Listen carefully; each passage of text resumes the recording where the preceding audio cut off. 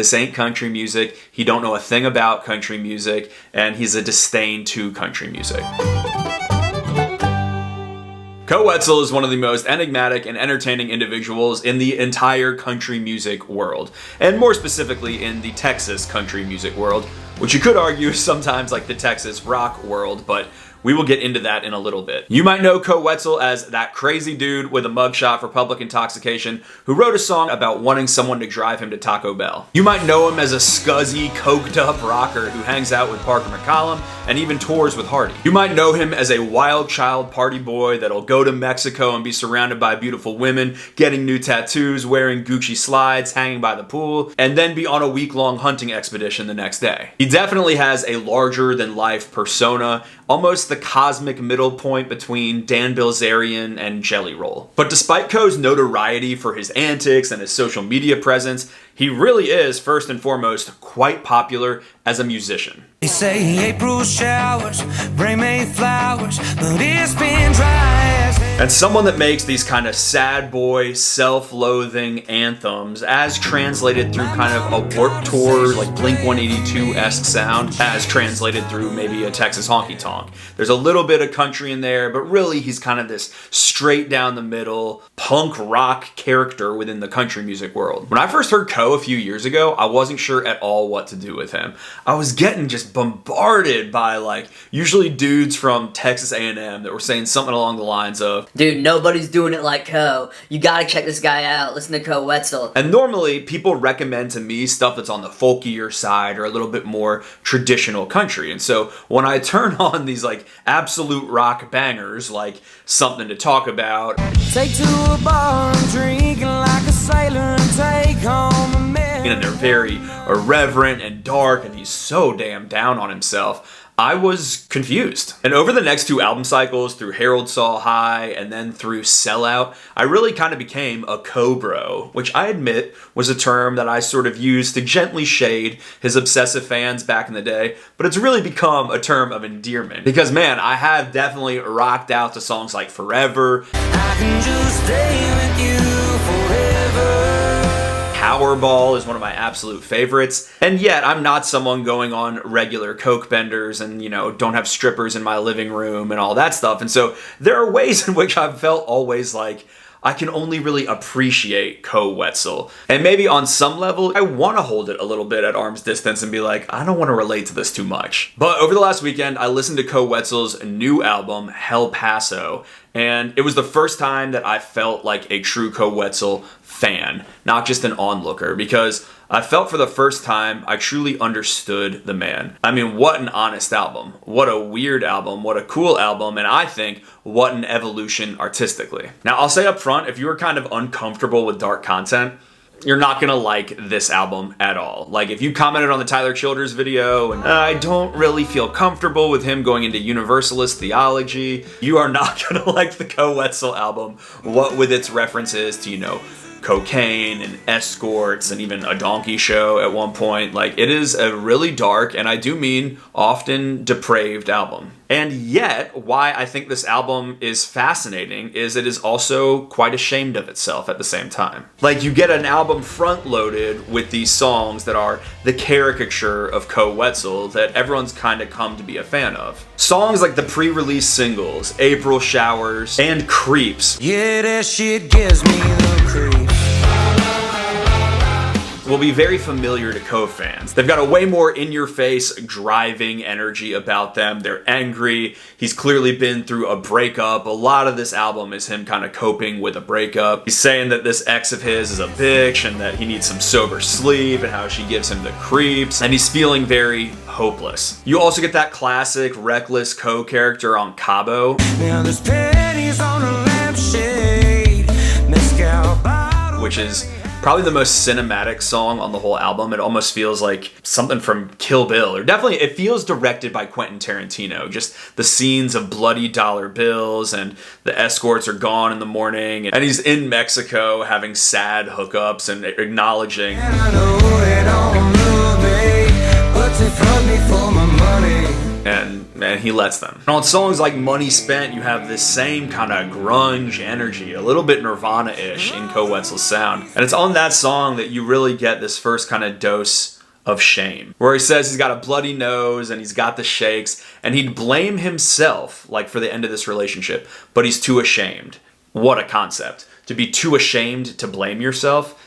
That is so interesting and nuanced to me, to actually have such a low view of yourself that you can't even bring yourself to blame yourself, because how could you have caused the end of this relationship? It's just like peak sad apathy. I'm sure some of you guys are rolling your eyes out there being like, Grady, this is the most low-key Koe Wetzel album, and you're just gonna like it all of a sudden because instead of singing about drugs and sex, he's singing about shame sometimes. And I'm gonna say, yes. Welcome to me. Have you been on this channel before? Yes, of course. And it's not like the album suddenly cleans up its act and there's no other R-rated content and now he's just like Koe Wetzel inside the sun in Teletubbies and everything is bright and happy. Not at all. This is an album that paints the whole world black except like one little sliver. And in not painting that one little sliver black, it leads you to feel strangely hopeful. You're like, wait, I can see a light right there. And that's what this album feels like to me. It's like this little crack in the psyche and some light is coming through, and Koe is troubled by it, curious about it, being like, wait, do I have the potential to be a better man? And that's what I've always said about country music. People that say that sad songs are just sad, I think they are missing the fact that you only bother to feel so bad about yourself if there is some better version of yourself out there as well. The truth is I'm so lost and I convinced myself that I should. On Oklahoma Sun, which is actually an Ernest co-write, he talks about how when he looks in the mirror, he doesn't like what he sees, and he's just kind of driving and exploring his sadness, but it doesn't have that bitter edge of the first couple songs in this breakup. And then on the song So Low, he says, That's the lowest fucking awesome. Like, it is unbelievable to him how down he is, but this place of being at the bottom of a pit is a place of reflection for him, where he says he's talking to God and asking for forgiveness. And man, there is a dark comic nature to the way that Koe Wetzel writes. And a line like that, I'm so low, I'm effing awesome, that is funny. I mean, he has these moments where when he is at his most intimate and raw, he will throw in a joke to kind of make it go down a little easier. It's very macho in that way. Like another time on the album, he's being really kind of sincere about the girl that he misses, and he goes, I'm even pussy enough to sing this song now. like he's embarrassed of how intimate he's being. There's one verse on Sad Song where he's talking about like, yeah, your mom probably hates me. Well, you can tell her I said hi, and you know, your dad can suck me if he ever comes home. And I freaking died laughing when I heard that, because it's in the context of like a slow, reflective song, and it's so mean and funny and weird, and yeah, like he throws you off balance in ways that you don't expect. Now, if you look back in Koe's career, there have been these moments like crying in the bathroom, or like how the video for Drunk Driving, he's sitting in a confession booth, where you are feeling there is some reflective side of him that maybe wants to turn the page on his partying ways, but typically the party starts back up again. This album, I feel like we're kind of sitting in the hangover of what have I done, and who am I, and who do I want to be, and am I growing up? All those types of questions. Frequently, I felt compelled to like give Koe a hug or something and be like, hey buddy, like you're not so bad. And you get the sense that he believes maybe he's not so bad, just sometimes, just a little bit. On 3 Weeks, which is such a gorgeous song, he says, I miss you telling me to straighten up, start acting like I give a fuck. I know I don't, but that's just the way I am. On Yellow Bush Road, he's reflecting on his upbringing. Just a poor motherfucker that grew up on Yellow Bush Road. He doesn't know why he's feeling so bad. Tell me why I'm feeling this way, a hometown hero without the cape. And he even laments, I'm sick and tired of trying to clear my head. It never works, so I just drink instead. And he ultimately kind of comes to the conclusion, I'm way too blessed to bitch today. Like, why am I so down about life? I actually have won. Ultimately, his family loves him. They just hate that he's cussing on the radio. And it's in the very last track on the album, which is just called To Be Continued, that I think he makes some of these reflections about himself. I have done nothing but lie to you. He says, I've done nothing but lie to you. I became the master of hiding the truth. But lately I'm starting to feel bad about it. And that's not me. That is so interesting to me. You know, I don't know if he's talking to his ex or I don't know if he's talking to the audience, but he's saying like, who I am is a facade. And I used to be fine presenting that facade, but lately I feel bad about it. Weirdly, it reminds me of when Katy Perry was promoting her album Witness, and she did that therapy session that was live streamed. I will never forget her talking about herself and her own name. I do the same thing. I create this character, but like, it makes it so much harder to be real and intimate with people. You know, people like talk about my hair, right? And they don't like it, or they wish that like it was longer. I so badly want to be Katherine Hudson that I don't even want to look like Katy Perry anymore sometimes. Okay. And like, that is a little bit of why I cut my hair, is because I really want to be my authentic self. When I heard that last track and heard that reflection, it reminded me of that same tension of just some part of me wants to be seen for who I really am. And then I looked at the writing credits and saw his real name isn't even Koe, it's Roper. I don't know, I just kind of got in my head thinking about who is Koe Wetzel? Who is Roper Madison Wetzel or whatever his full name is? I actually have a very long name. My name is Roper Madison Koe Wetzel. I'm very interested to know because I think these little glimmers of tension that he's starting to feel about literally all the things he has sung about for a decade is fascinating. So on the one hand, you've got these kind of bigger, more braggadocious, traditional Koe, unabashed party songs. Those are often co-writes on this album. And then you've got these like solo co-writes, really.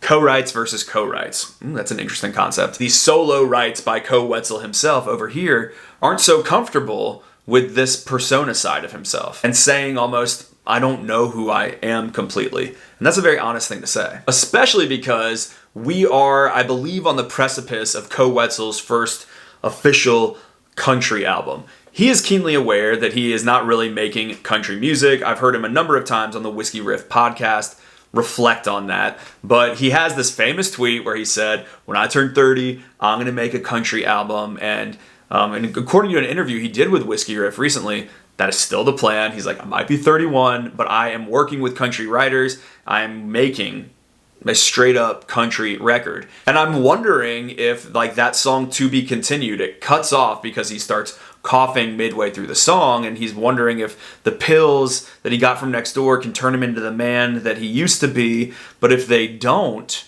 and it's just sort of left as like a ...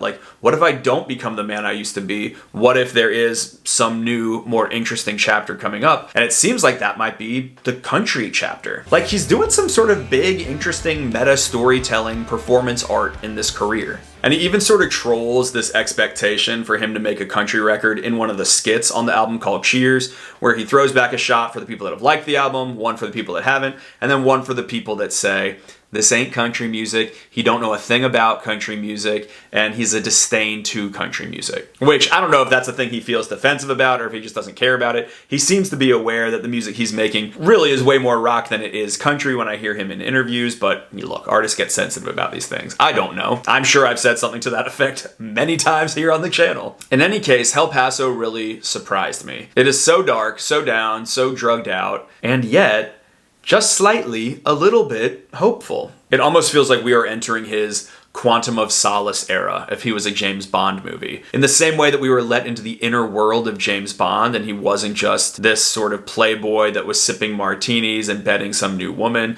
but you really saw, oh, here's what motivates him. Some people liked that and some people didn't. But it often made for way more compelling storytelling. It feels like that's maybe the era that we are going into with Koe's career. It also sort of reminds me a little bit of Morgan Wallen's song Living the Dream, when he was like, this life is killing me.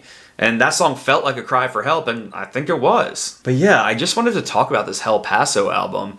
I kind of forgot to talk about the music because I was so wrapped up in this meta-narrative of what the lyrics are saying. But my favorite songs from the record are probably Creeps. That's my fun banger. But then I really like Oklahoma Sun. That's just kind of like a weird slow burn simmering song. 3 Weeks is so beautiful and kind of weirdly sweet in its sadness. And then Yellow Bush Road. That really feels like a career song for him of here's who I am and where I'm from and how I feel when I'm home. Also, I really like this cover, and this is reading way too much into things, but part of me wonders if the cover, where you have this gravestone with a red bandana on it, vultures circling, and there's a car crash over yonder, is this like the death of Koe being represented? You know, he always wears that bandana, and is this some sort of symbolic representation of a rebirth or a new era? I don't know, maybe. If that's totally off base, and this is just sort of a nice desert hellscape kind of ominous scene, it really works on that level too. Whenever I do videos like this, I'm like, I should probably just interview people, but I get to all my questions by trying to talk about it. I personally am very interested to see where he goes from here. I thought this album was unsettling in a good way, and I found myself continuing to think about it. So it makes a statement. So let me know what you think of the album. Let me know what you think of Koe Wetzel at this stage in his career. Are you for it? Are you not for it? And whatever else you want to let me know, you can. I've got links down below to everything, including a big pre-order of the puzzle if you would like to get one of those puzzles from the big honky tonk scene I painted last year. We're running that for 1 week. So yeah, all that stuff is down there. Hope you guys are doing well. Hope you're enjoying the content lately. Bye.